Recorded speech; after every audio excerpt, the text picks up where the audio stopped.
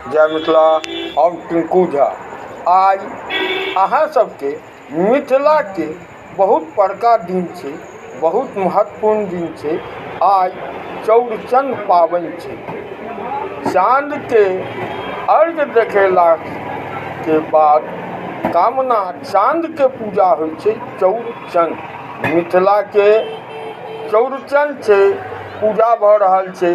देखियौ, चाँद के अर्घ उठा कऽ प्रणाम करैत छथि, कामना करैत छथि संपूर्ण मिथिलावासी के लेल, संपूर्ण भारतवासी के लेल कि हमर मिथिला आ संपूर्ण भारत हमेशा खुशहाल रहे। सब गोटे, सब भारतवासी, मिथिलावासी हमेशा स्वच्छ, सुंदर और उच्च विचार के कामना करैत अर्घ के देखाल जा रहल अछि। और आइ ई पाबनि के बहुत महत्व छै। ई चाँद के ई पूजा भऽ रहल छै।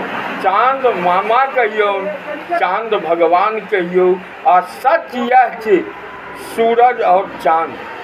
बाकी दुनिया में किछु नहीं छै। सच्चाई जे उगै छै ओ डूबै छै। देखियौ, जय